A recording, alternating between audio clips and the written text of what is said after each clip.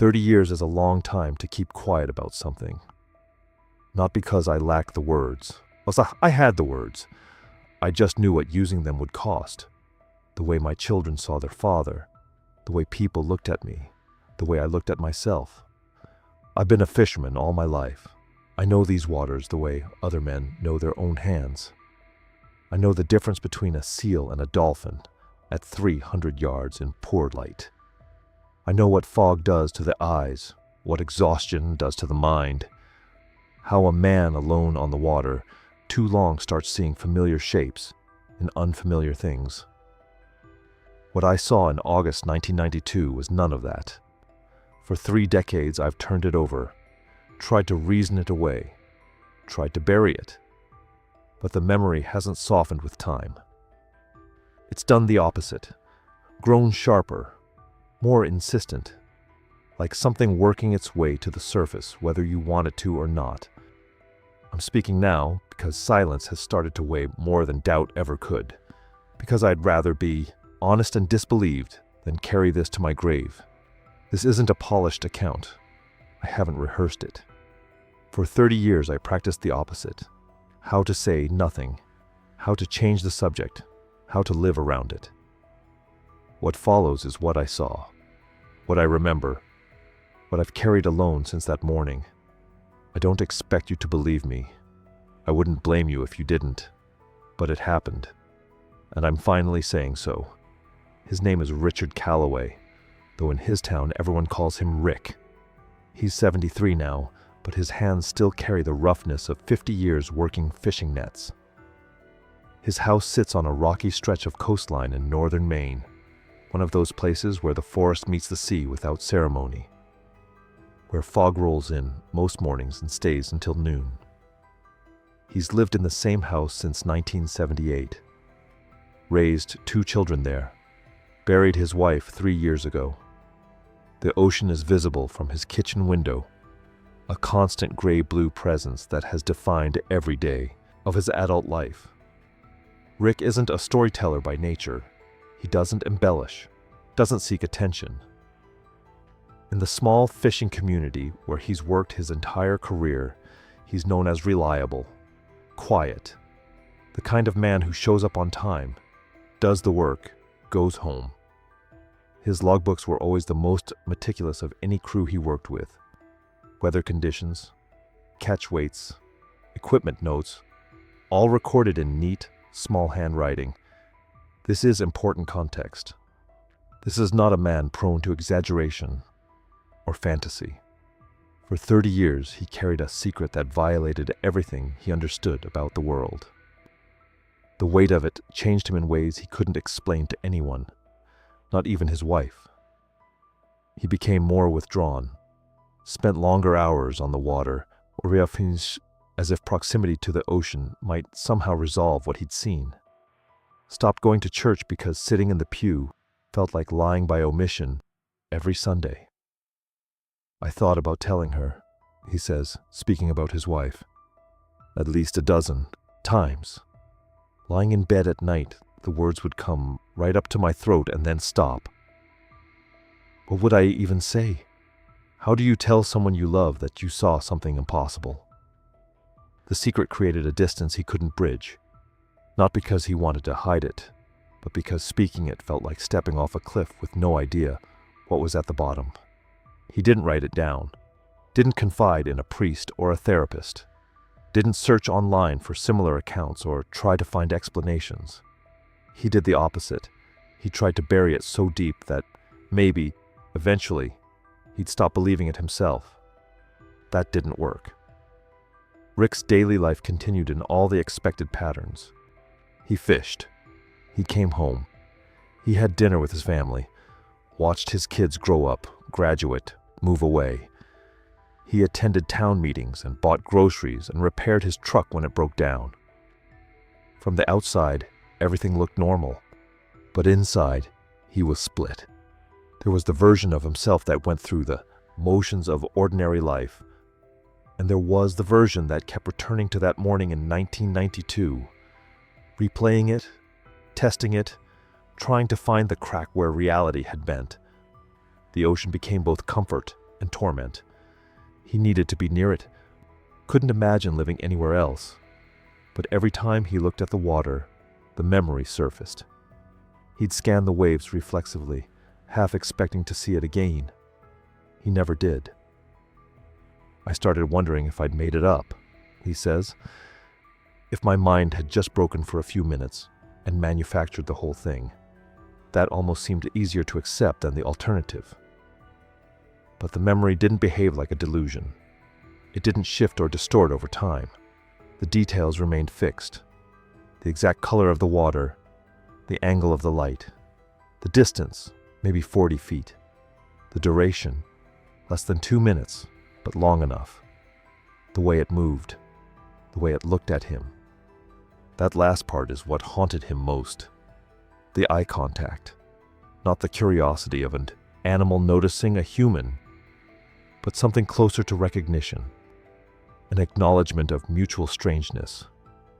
Rick is speaking now because he's 73 and his wife is gone and his children are grown, and the social consequences of being believed or disbelieved no longer carry the same weight they once did. He's not looking for fame. He's not writing a book. He's not appearing on television or starting a podcast. He simply reached the point where carrying the secret felt worse than releasing it. I don't care anymore if people think I'm crazy, he says. I probably am. At least a little. But I know what I saw, and I'm tired of pretending I didn't. Silence isn't passive. It's an active, exhausting effort. Every conversation becomes a negotiation with yourself about what you can and cannot say. Every social interaction carries the possibility of accidental exposure.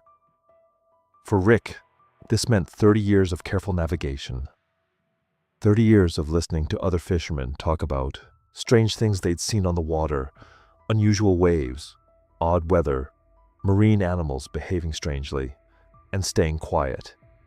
30 years of nodding along when someone made a joke about mermaids or sea monsters, keeping his expression neutral, contributing nothing. The psychological research on secrecy is unambiguous. Holding a significant secret, particularly one that relates to identity or lived experience, creates measurable stress. It requires cognitive resources to maintain.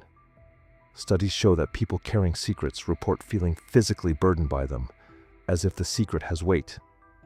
They describe feeling isolated, inauthentic, alone even in crowds. Rick experienced all of this, though he didn't have the language for it at the time. I felt like I was lying constantly, even when I wasn't saying anything, he explains. Just being around people and not mentioning it felt like deception, like I was presenting a false version of myself.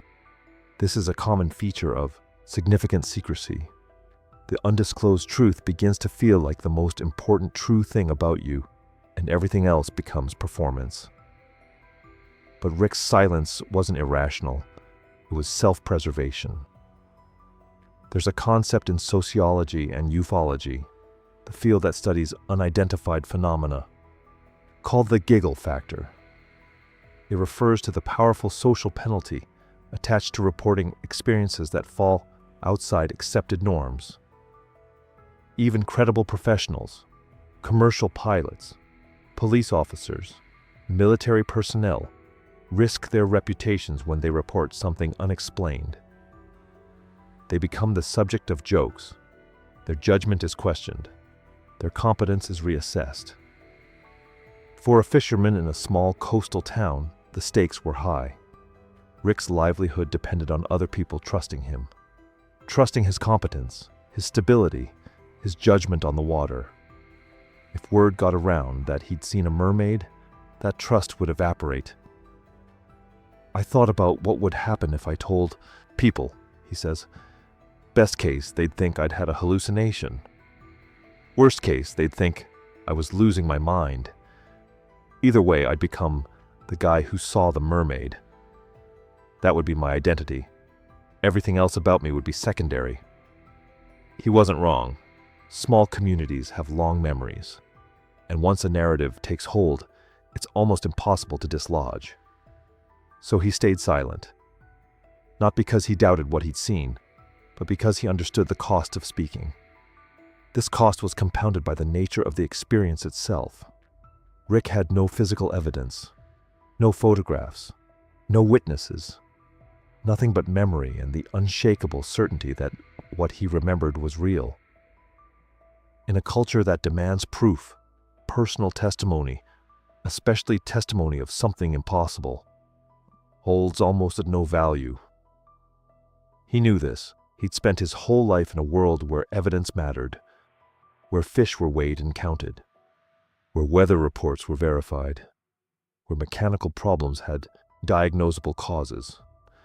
But what do you do when your evidence is only your own experience? When the most significant event of your life has no corroboration, no documentation, no external validation? You carry it alone.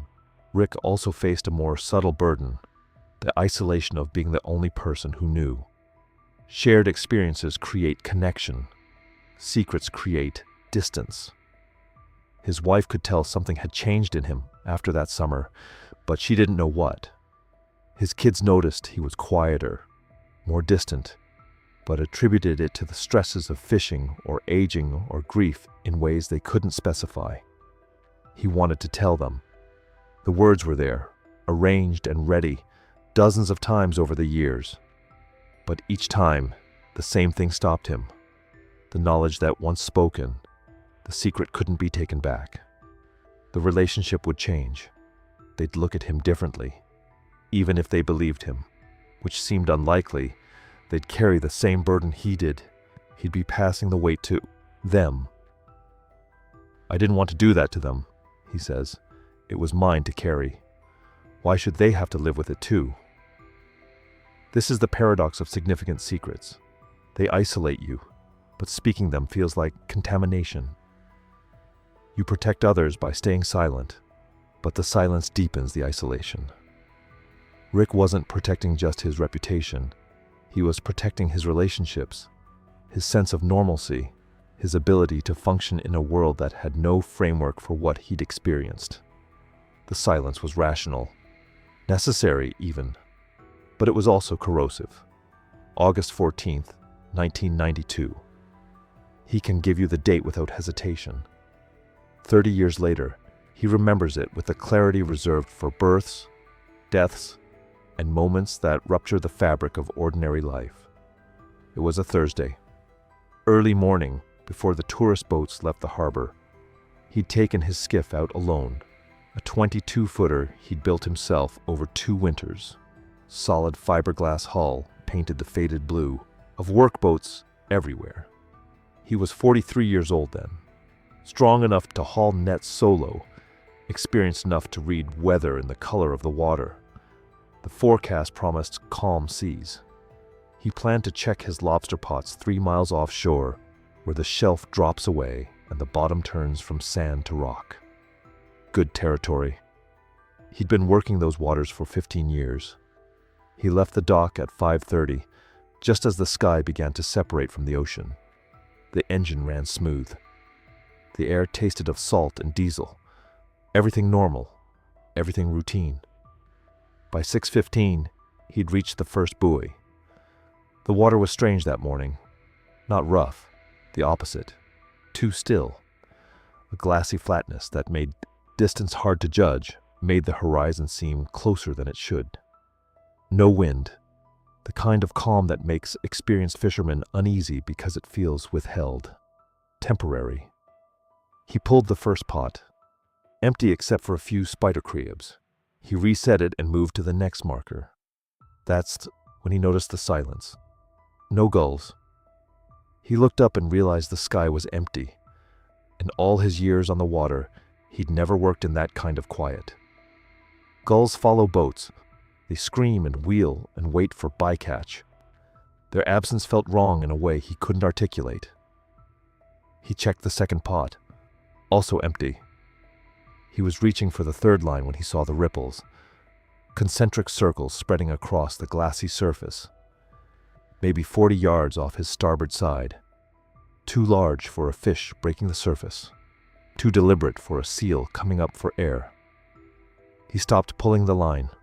watched. The water bulged upward, smooth and controlled, like something rising slowly from beneath. No splash, no thrashing, just displacement, a dark shape resolving itself against the pale morning light. At first, he thought it was a dolphin, the way it surfaced, the curve of its back. Then it turned. He saw the shoulder blades. He saw arms. He saw a face. It was perhaps 30 feet from the boat, close enough that he could see the water streaming from its hair, long, dark, plastered to its skull and neck. Close enough to see that the hair wasn't quite hair, that it had a texture more like kelp, thicker strands that moved independently in the water. The face was too far away to see features clearly, but the structure was unmistakable. A forehead, eye sockets, the suggestion of a nose, though flatter than it should be, a mouth. It was looking at him. He froze with the rope still in his hands. His rational mind offered explanations. A seal, a swimmer, a person in distress. But his body knew better. The adrenaline hit his system like voltage, that ancient recognition of wrongness that bypasses thought. The thing, he never calls it anything else, refuses the word mermaid because that word carries associations he insists are false. The thing raised one arm out of the water. He saw the hand clearly. 5 fingers, or something like fingers. Webbing between them, translucent in the early light. The motion was slow, almost curious, the way you might reach toward a bird that's landed nearby. It stayed on the surface for maybe 15 seconds, 20 at most. Then it looked away from him, toward the east where the sun was beginning to burn through the marine layer. And it went under. Not a dive, not a plunge. It simply descended, the way you might sink in a swimming pool when you stop treading water. The surface closed over it with barely a ripple, and then there was nothing but glassy water and silence. He stood there holding the rope. His hands were shaking. He noticed this distantly, surprised by his body's reaction, when his mind felt oddly blank. He tried to process what he'd seen, to categorize it, to fit it into any framework that made sense. A person in the water, 3 miles offshore, at dawn, with no boat in sight. A seal? Seals don't have shoulders like that. Don't have hands. A hallucination? He was wide awake, well rested, sober. He looked around for other boats, for witnesses, for any confirmation that he existed in shared reality. The ocean was empty in every direction. The gulls returned 10 minutes later. He heard them before he saw them, their cries breaking the unnatural quiet. By the time they began circling his boat, he'd pulled the rest of his pots on autopilot, not registering whether they held anything. His hands going through motions they'd performed thousands of times, while his mind replayed those 15 seconds over and over. He was back at the dock by 8:30. His logbook from that day shows normal entries, trap locations, water temperature, tide times. No mention of anything unusual. He wrote those notes in the truck before driving home, his handwriting steady despite hands that had only recently stopped shaking. He ate breakfast with his wife. She asked how the catch was. Slow, he said. That was the first lie. The first time he chose silence over confession. He's been choosing it ever since. The thing he needs people to understand, the thing that's haunted him for 3 decades, is how wrong it looked. Not wrong as in impossible, though it was that too. Wrong as in fundamentally other. Biological wrongness. The uncanny valley made flesh. When he describes it now, he starts with what it wasn't. It wasn't beautiful. That's the first thing he says, almost defensively, as if anticipating the question. The mermaids in paintings, in stories, in the theme park shows his grandchildren watch. Those images bear no relationship to what surfaced near his boat that August morning. It was alien. The skin was gray, not the sleek gray of a dolphin, That skin has sheen, reflects light like rubber. This was matte, almost rough textured, closer to the skin of a shark. Pale gray, like something that lives deep where sunlight doesn't penetrate. The proportions were wrong. The torso was too long, too narrow. The rib cage visible beneath the skin in a way that suggested a different internal architecture. The shoulders were too wide and too high, giving it a hunched appearance even as it floated upright in the water. The arms moved strangely, too flexible, bending at angles that human arms don't bend. When it raised that hand, the gesture that's burned into his memory, the movement was fluid but mechanical, like watching someone manipulate a puppet. And the face. He struggles most with describing the face, not because the memory is unclear. He sees it every time he closes his eyes, has seen it in his sleep for 30 years. He struggles because language fails. The words available to him belong to human anatomy, and the thing he saw wasn't human. The eyes were too large and too far apart, positioned more laterally than frontal. Dark eyes, no visible whites, though from 30 feet he couldn't be sure. They didn't blink, or if they did, he didn't see it in those 15 seconds. The nose was minimal, just 2 slits, like the spiracles, on a ray. The mouth was wide, the lips, if you could call them that, thin and dark, almost black. But it was the expression that undid him, or the lack of one. It looked at him with absolute blankness. No fear, no curiosity, no recognition.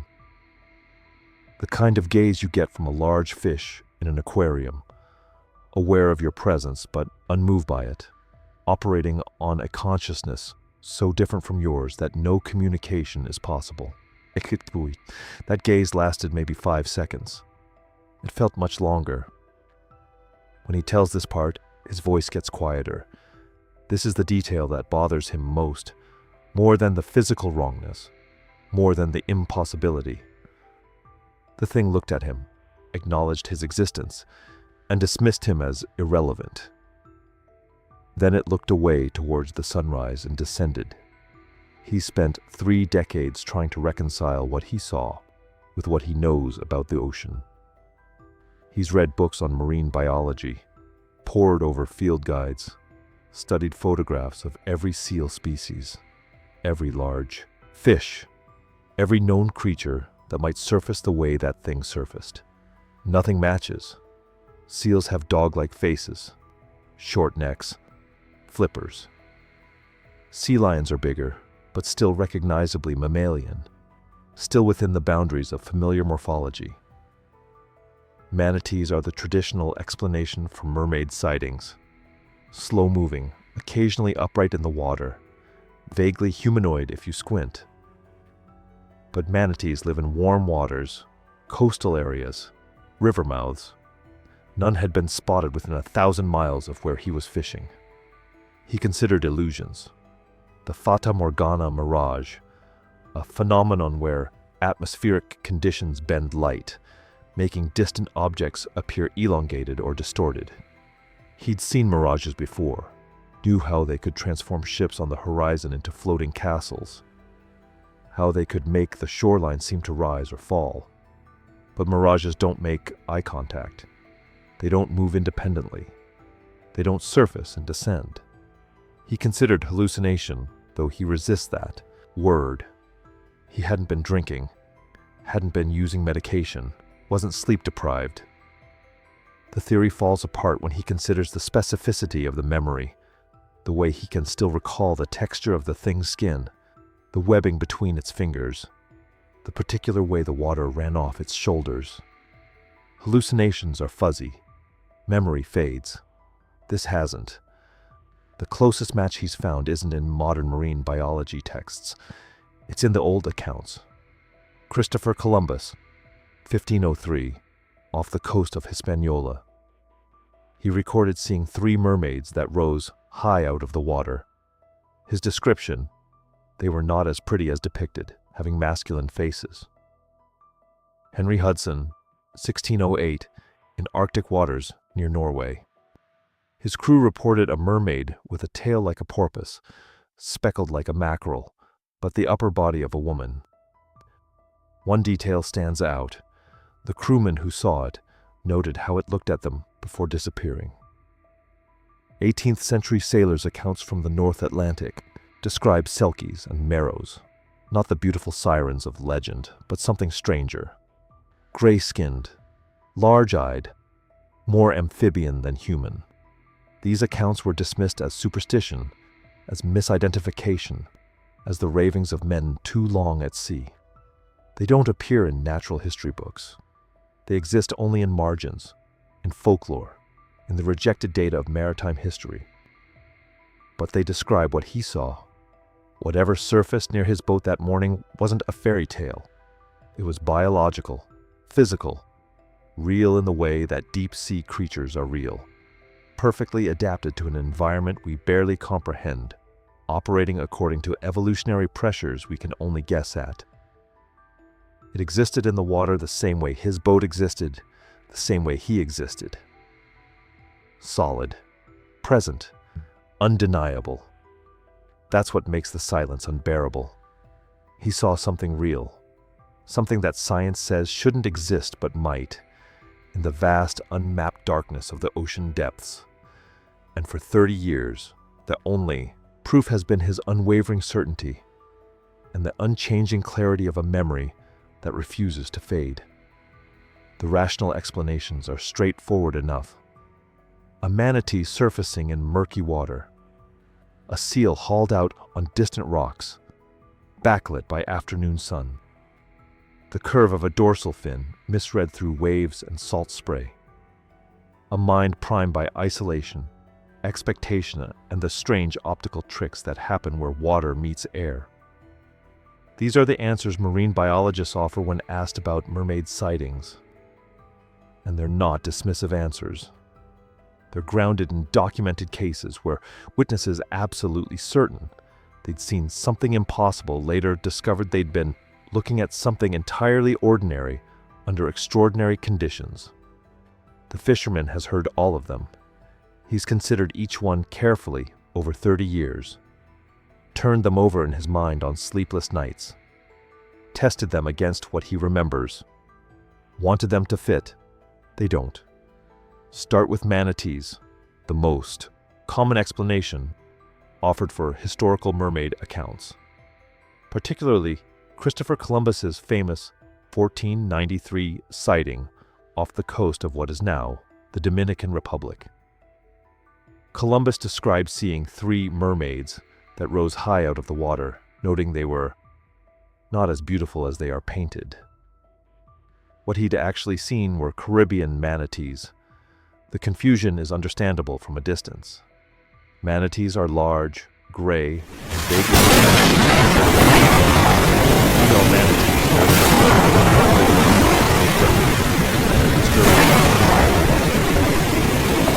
far enough away with the distortion of wings and vision. This identification makes sense. The fisherman wasn't far away. Close enough to see. Close enough to watch moving a good match any marine mammal to account for 4 decades of fishing for water. Manatees don't inhabit the whole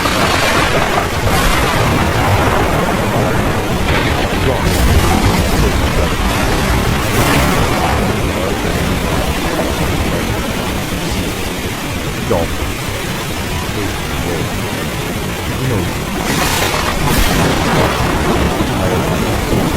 Knows how they move in water, how they surf, how they hold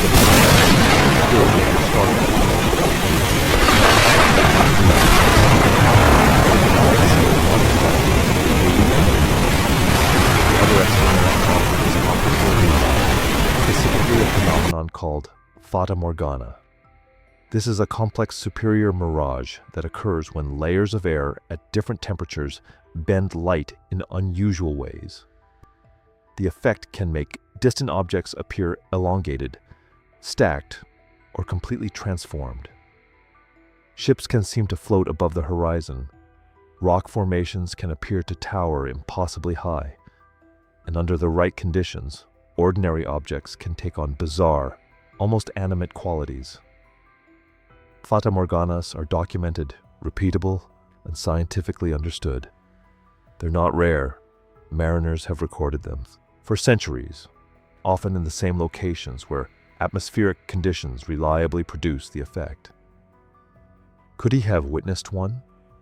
A distant rock or buoy or piece of driftwood transformed by thermal layers into something that looked humanoid? The problem is duration and behavior. Fata Morganas shift and waver. They're unstable by nature, dependent on maintaining specific atmospheric conditions. What he saw held its form, moved deliberately, responded to his presence, and it wasn't distant. The mirage explanation requires significant separation between observer and object. He was close enough to make out features that wouldn't exist in a distorted image of an inanimate object. Then there's the isolation factor. The possibility that solitude and sensory deprivation created a hallucinatory experience. Long-term isolation does affect perception. Sailors on solo voyages report auditory hallucinations, visual distortions, and moments where the boundary between internal experience and external reality becomes uncertain. The ocean itself has a hypnotic quality. The rhythm of waves, the endless visual repetition, the lack of reference points, all of it can produce altered states of consciousness. But he wasn't in a state of extreme isolation when it happened. This wasn't the end of a months-long solo voyage. It was an afternoon fishing trip, hours from shore, but not dangerously so. He was experienced, alert, and functioning normally in all other respects. And he's never experienced anything similar before or since. No other hallucinations. No pattern of perceptual disturbances. Just this one event, vivid and singular. The scientific explanations aren't wrong. They account for the vast majority of anomalous sightings. People do misidentify marine life. Mirages do create convincing illusions. Isolation does play tricks with perception. But applying these explanations to every case assumes that all extraordinary claims must have ordinary explanations. That assumption may be statistically reasonable, but it's not logically necessary. What troubles him most isn't that skeptics don't believe him. It's that he spent 3 decades trying not to believe himself, trying to force his memory into shapes that would make it explainable, safe, normal. He's tested every rational explanation against what he knows he saw. Not what he thinks he saw, not what he might have seen, what he saw. The certainty hasn't faded. If anything, it's strengthened over time as he's systematically eliminated alternatives. That certainty carries its own burden. It would be easier to accept one of the explanations, to let the memory soften into something manageable, to say, yes, it must have been a seal, I was mistaken. I'd let imagination fill in details that weren't there. But he can't, not honestly. So he's left holding an experience that defies the explanations offered to make it go away. Left knowing something that doesn't fit into the categories available for knowing.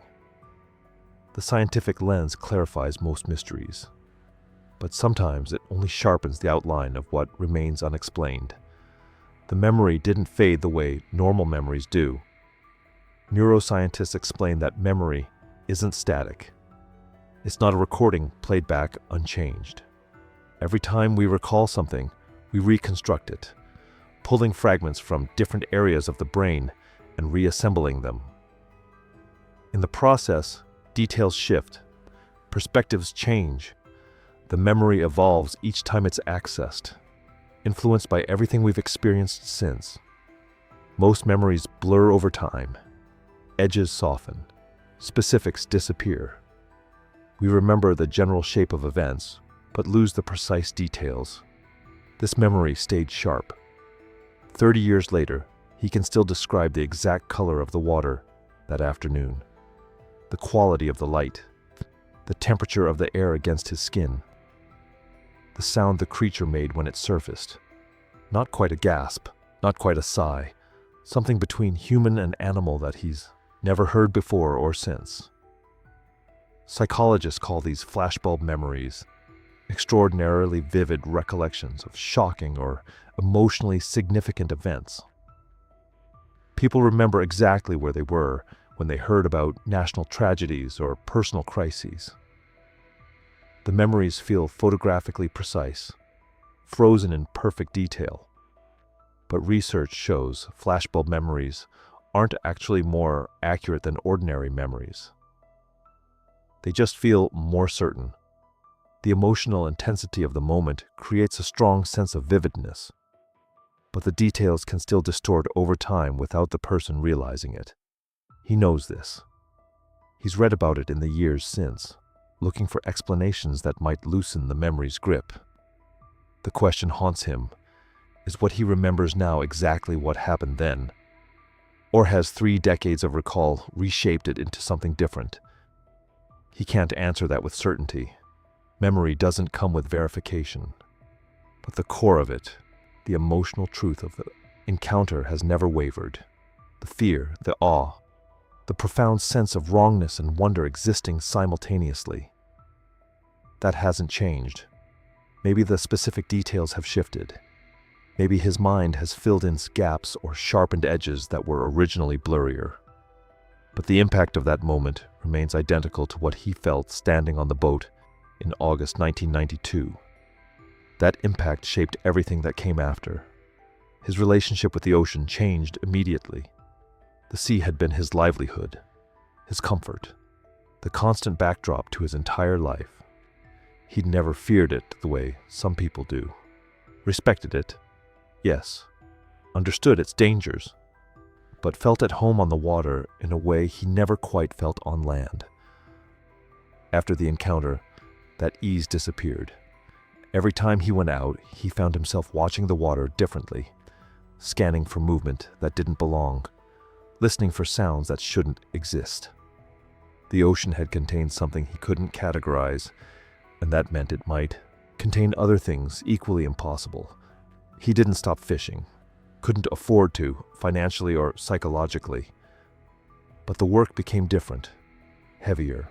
He was always slightly on edge, waiting for the water to reveal something else that would shatter what remained of his understanding. It never did. 30 years of fishing, the same waters, and nothing remotely similar ever happened again. That singularity is its own kind of torment.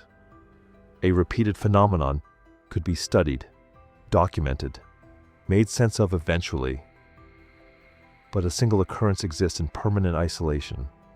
No pattern to analyze, no progression to track. Just one impossible moment with nothing before or after to contextualize it. His family noticed the change without understanding its source. His wife commented that he seemed distracted when he came back from trips, more withdrawn. He'd always been quiet, but this was different. He was present physically, but absent in some fundamental way, like part of him remained out on the water. He wanted to tell her, nearly did several times over the years. But what could he say? That he'd seen something impossible? That the ocean they lived beside, that had fed them and their children, contained creatures from myth? That he was afraid every time he went out, not of drowning or storms, but of seeing it again? She would have listened. She'd been patient with stranger confessions over their decades together. But this felt different. This wasn't admitting to a mistake or a fear or a doubt. This was asking her to accept that reality worked differently than they'd both believed. He couldn't ask that of her. Couldn't risk watching her expression shift from concern to disbelief, to the careful neutrality people adopt when they think someone they love might be losing touch with sanity. So he carried it alone. His children grew up with a father who stared at the ocean too long, who sometimes went quiet mid-conversation, pulled back into a memory he couldn't share, who seemed burdened by something they couldn't name. They worried about him in ways they didn't fully articulate. Asked their mother if he was all right. She reassured them he was just getting older, just tired from the work, just the normal weight of a life spent in difficult conditions. None of them knew he was carrying a secret that grew heavier with each year of silence. The isolation of it was worse than the fear. He could have endured the fear. He'd endured dangerous weather and equipment failures and close calls that could have killed him. Fear was manageable. But this kind of isolation, knowing something true that you can never speak about, that separates you fundamentally from everyone around you, that hollowed him out slowly. He joined a community of one, a community of people who'd seen something impossible and had no way to share it without destroying their credibility and relationships. He wondered sometimes how many others were out there, how many fishermen and sailors and coastal residents carried similar secrets. How many had seen things in the water that didn't fit into acceptable categories and chose silence over ridicule. Probably more than anyone knew. Probably enough that if they could all speak freely, patterns might emerge, connections might be drawn, but the cost of speaking was too high for most, including him, for 3 decades. The memory became a companion of sorts, always there, never quite quiet. On every boat trip, every walk along the shore, every moment of solitude, it surfaced. Not always vividly. Sometimes just as background pressure, a reminder that he knew something the world wasn't ready to acknowledge. But it never left. Traumatic memories and extraordinary memories encode differently in the brain, scientists say. They create stronger neural pathways. They resist the normal processes of forgetting. He believes that. 30 years is long enough to know this memory isn't fading, isn't softening into uncertainty. It's permanent, part of his neural architecture now, part of who he is. Living with it meant learning to function while carrying an experience that didn't fit anywhere. He went through the motions of normal life. Worked, raised children, paid bills, attended church, maintained friendships, while holding this separate truth that touched everything without being visible. The impossibility of it never resolved. He never woke up one day believing it had been a dream or a mistake. Never achieved the distance that would let him dismiss it. He just learned to live split. Part of him in the shared reality everyone else inhabited. Part of him in the private knowledge that reality was stranger and more unsettling than the agreed-upon version allowed. That split is what he's carried for 30 years, and what he's finally decided he can't carry any longer. There were moments, over 30 years, there were moments when the words nearly came out. He almost told his wife in 1997. They were sitting on the porch after dinner, watching the sun drop into the ocean. She mentioned how the water looked different that evening, calmer than usual, almost glassy. He felt the confession rising in his throat. 5 years of carrying it alone, and here was an opening. The water looks calm because something's out there. I saw it once. I saw her. He opened his mouth. His wife turned to him, waiting. He said the sunset was beautiful, and the moment passed. He almost told his son in 2003. His boy was 22 then, preparing for his first solo fishing trip. They were checking the nets together in the shed. His son asked if he'd ever seen anything strange out on the water. Dolphins doing something unusual, maybe a whale. It was an innocent question, a perfect entry point. He could have said yes, could have described that August morning 11 years earlier, could have warned him or prepared him, or simply shared the truth. Instead, he said he'd seen plenty of dolphins. Left it at that. His son went out the next morning and came back safely, and the secret stayed buried. He almost told a priest in 2008. Not during confession, he couldn't bring himself to formalize it that way, but after Mass, in the parking lot. Father McKenna asked how he was doing, asked if anything was weighing on him. The priest had kind eyes. He seemed like someone who might understand impossible things. But when he tried to form the words, all he could picture was the look that would cross Father McKenna's face. The polite concern, the subtle step backward, the gentle suggestion that maybe he'd been working too hard, spending too much time alone on the water. He said he was fine, tired but fine. He almost told a fellow fisherman in 2011. They were 3 hours out, engines cut, waiting for the fish to come up. The other man, Lou, who'd been working these waters for 40 years, started talking about strange things he'd heard about over the years. Lights under, the water, sounds that didn't match any known marine life. Lou wasn't asking for stories. He was offering his own, creating a space where the strange was allowed. This was the closest he came. He almost said it, almost described what he'd seen 19 years earlier. Almost joined Lou in that unspoken fraternity of people who'd witnessed something unexplainable. But at the last second, he pulled back. Lou's stories were vague, lights and sounds, things that could be explained away. What he'd seen was concrete, specific, a face looking back at him. If he said it out loud, there would be no ambiguity. No room for Lou to nod and move on. So he stayed quiet, and Lou eventually started the engine, and they headed back to shore. Each time he almost spoke, something stopped him.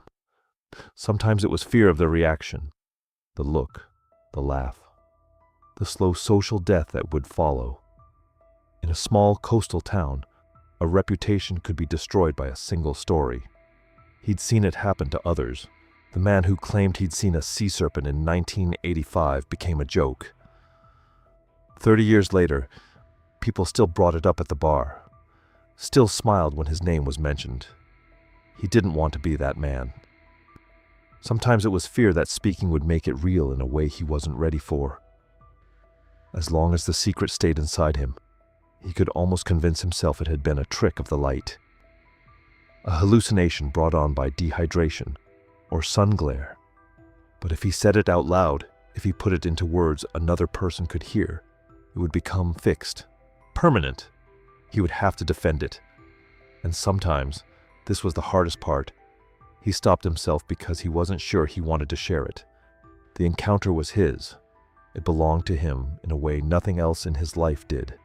His marriage, his children, his work, all of those were shared experiences, witnessed and validated by others. But that morning in August 1992 was entirely his own. No one else had been there.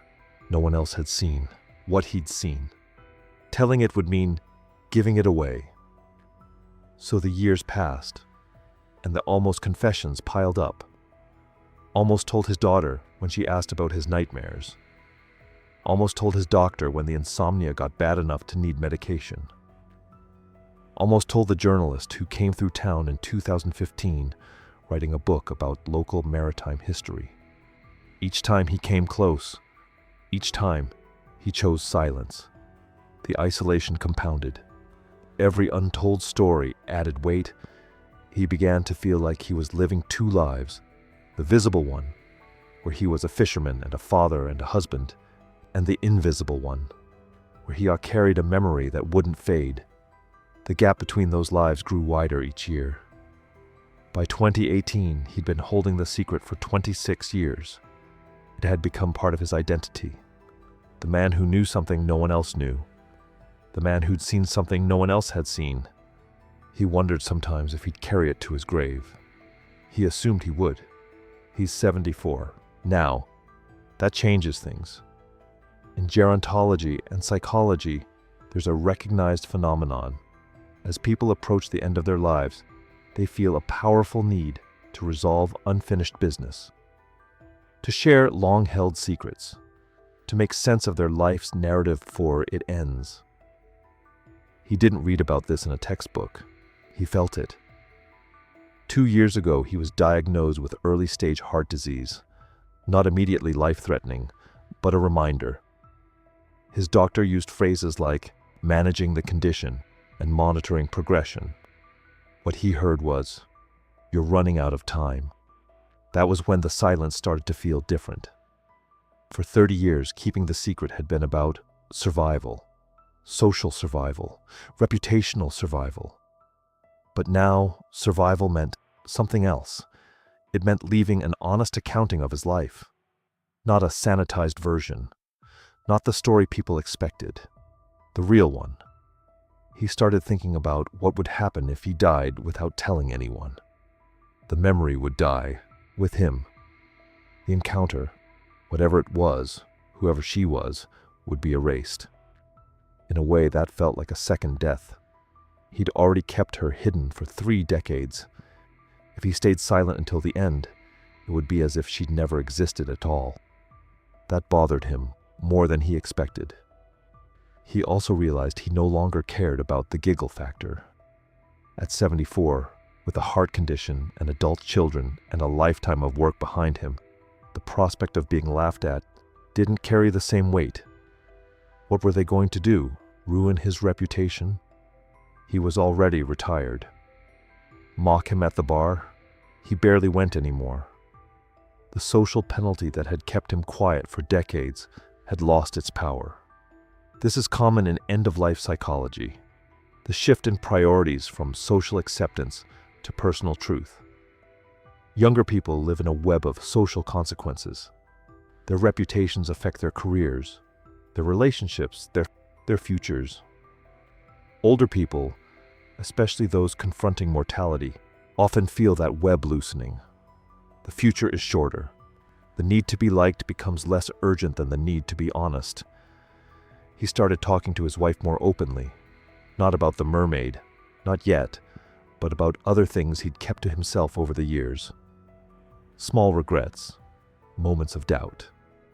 She listened without judgment, and that gave him courage. Then last year, he discovered a podcast about unexplained maritime encounters. He'd never been interested in that sort of thing before. Avoided it, actually. But his grandson showed him how to use a smartphone, and one night, unable to sleep, he searched for stories like his own. He found dozens. Fishermen, sailors, Coast Guard officers, people describing encounters that sounded impossible. Some were clearly exaggerations. Some were probably hoaxes. But others had the same tone his own story would have, reluctant, detailed, unburdened by a need to convince. He realized the world had changed. The internet, podcasts, documentary, channels. They'd created communities where people could share extraordinary experiences without immediate dismissal. The cultural conversation around the unexplained had shifted from pure ridicule to curious investigation. Not everyone believed these stories, but enough people were willing to listen. For the first time in 30 years, he thought, maybe I could tell this, not to prove anything, not to become famous, just to put it on the record, to say out loud what happened to me in August 1992. He started writing it down, just for himself at first. A few paragraphs describing the morning, the water, the moment he saw her. It took him 3 weeks to finish 2 pages. The words came slowly, carefully. He hadn't talked about it in so long that even writing felt like a risk. But when he read it back, something shifted. It was real. It had happened, and he had a right to say so. He showed the pages to his wife. She read them twice, then looked at him for a long time. She didn't laugh, didn't dismiss it. She asked questions, gentle ones, the kind meant to understand, not interrogate. She believed him, or at least, she believed that he believed it. That was enough. His children were harder. His daughter listened politely, but clearly thought it was a story he'd convinced himself of over time. His son was skeptical in a way that felt like protection. He didn't want his father to embarrass himself. But neither of them tried to stop him from speaking publicly, and that's what he decided to do.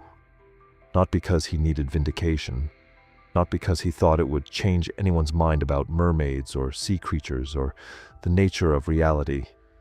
He decided to speak because staying silent had become harder than speaking. The secret had been a weight for 30 years. It had shaped his relationships, his sleep, his sense of self. It had made him feel isolated even in a room full of people. And now, with less time ahead of him than behind him, carrying that weight felt pointless. This is about legacy, not the kind that gets you remembered in history books, the quieter kind, the legacy of having lived honestly, of having said at least once what actually happened. He contacted a documentary filmmaker who'd been collecting maritime stories, agreed to an interview, sat in front of a camera and, for the first time in 30 years, said it out loud. He described the morning, the water, the face looking back at him. He didn't embellish, didn't try to make it more dramatic than it was, just told it the way he remembered it. When the interview ended, he felt lighter, not because anyone believed him, not because the story was now public, but because it was no longer his alone. He'd carried it long enough. What he saw in August 1992 was his alone. But the image itself, humanoid form rising from water, eyes meeting his across an impossible distance, has surfaced in human consciousness for thousands of years.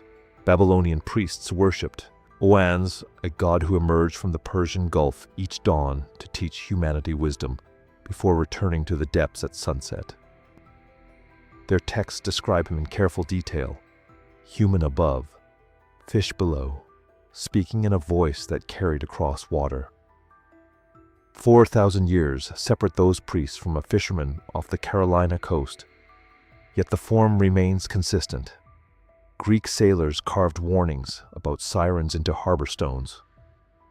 Not the beautiful singers of later romance, but something stranger, creatures whose appearance suggested human intelligence trapped in an alien body.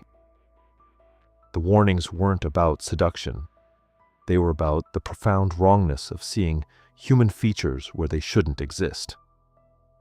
Japanese fishermen documented encounters with ningyo, sea beings that brought misfortune to those who caught them. The descriptions match his testimony more closely than Disney. Pallid skin, webbed fingers, eyes too large and dark. The reaction was always the same. Throw it back, speak of it, to no one, carry the memory alone. These aren't connected cultures sharing stories across trade routes. These are separate civilizations, separated by oceans and centuries, describing the same impossible thing. Why does this image persist? One theory holds that these myths represent psychological projection, humanity externalizing its own dual nature. We live on land, but emerge from water. We build cities, but dream of depths. The mermaid becomes a mirror for our split existence, our connection to something vast and unconscious that we left behind. Another explanation is simpler. Maritime cultures see things in the ocean they cannot explain, and the human mind, encountering the unknown, reaches for the nearest familiar framework. Human torso, fishtail, a compromise between what makes sense and what the eye insists it saw.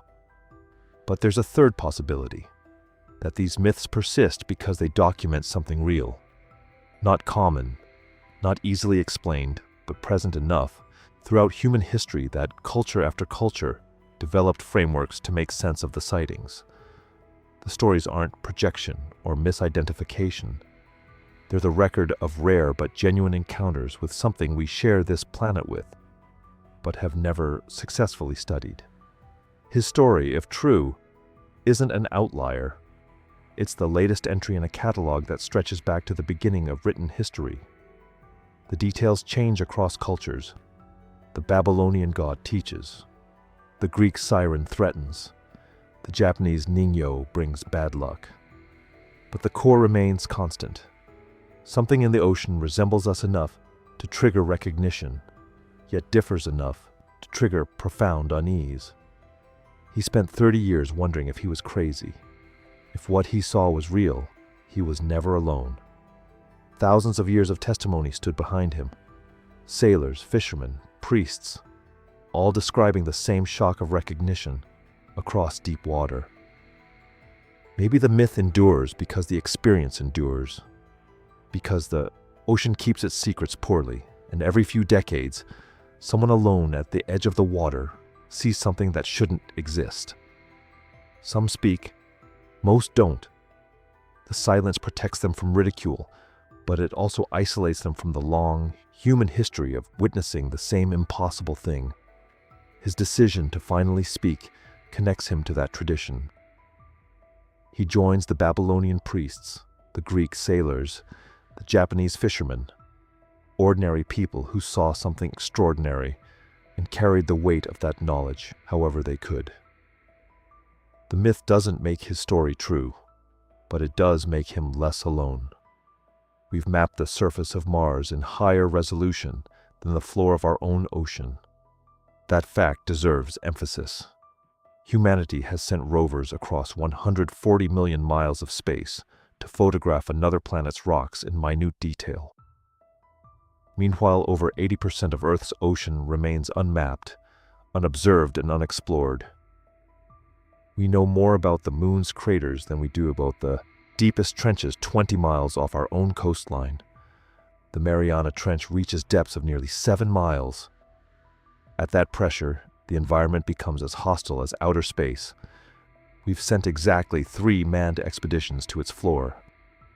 3. In all of human history, what lives down there, we mostly don't know. In 2012, researchers discovered the Mariana snailfish, thriving at depths previously thought incompatible with vertebrate life. The creature shouldn't exist according to models of biological possibility, but it does, because the ocean doesn't care about our models. In 2019, scientists identified a massive gelatinous creature off New Zealand, unlike anything in the existing catalog of marine life. It measured 26 feet long and appeared to be a single organism, though its structure defied classification. The ocean reveals new species constantly, not variations on known forms, but entirely novel body plans that force us to expand our understanding of what life can be. These discoveries happen in shallow water, close to shore, in areas we've theoretically studied for decades. What exists in the deep regions we've never reached remains pure speculation. He saw something in 1992 in relatively shallow coastal water during daylight hours. The continental shelf, not the abyss. An area we consider familiar, mapped, understood. But mapped means we've traced the contours of the seafloor with sonar. It doesn't mean we know what moves through that water. It doesn't mean we've cataloged every creature that surfaces at dawn or dusk when light plays tricks with depth. The giant squid, the kraken of legend, was considered myth until 2004, when researchers finally captured footage of a living specimen. For centuries, scientists dismissed sailor reports of massive, tentacled creatures as exaggeration or misidentification. Then we found them, exactly as described, hunting in deep water beyond our previous survey range. Megamouth sharks weren't discovered until 1976. They grow 15 feet long and filter feed near the surface, yet somehow evaded scientific documentation until a military vessel accidentally caught one off Hawaii. These aren't microscopic organisms hiding in thermal vents. They're massive animals in our own waters that remained unknown because the ocean is simply too large and too deep for comprehensive observation. His story asks us to consider one uncomfortable possibility: that something humanoid, something intelligent enough to avoid our nets and cameras, might move through those same unmapped spaces. Not in the abyss, not in alien trenches, but close to shore, the twilight zones between shallow and deep, surfacing rarely enough that most witnesses either misidentify what they see or keep silent about something too strange to report. Science demands physical evidence: a body, tissue samples, clear footage. Without that, his testimony remains anecdote. But the ocean has taught us humility before. It has revealed creatures we declared impossible, behaviors we insisted couldn't exist, ecosystems that contradicted our models. over 80% unexplored. That number haunts the end of his story, because it means the ocean still keeps most of its secrets. It means our certainty about what does and doesn't exist beneath the waves rests on observation of less than 20% of the available space. He saw something. For 30 years, he carried that knowledge alone, unsure whether to trust his own memory against the weight of scientific consensus. Now he's spoken. The story exists in the record, alongside Babylonian priests and Greek sailors and Japanese fishermen. Testimony spanning cultures and centuries, describing something our current understanding says shouldn't be there. The ocean doesn't answer. It never has. But it keeps offering us new reasons to question what we think we know about the vast dark mystery that covers most of our planet. We have no body, no photograph, no physical evidence. All we have is the word of one man who held his story like a stone for 30 years. Is that enough? For science, no. But for understanding the human experience, our capacity for wonder, our relationship with the unknown, perhaps a story is the only proof we need. He carries it still, the weight of what he saw, the burden of what he knows. And beneath the waves, the ocean keeps its secrets.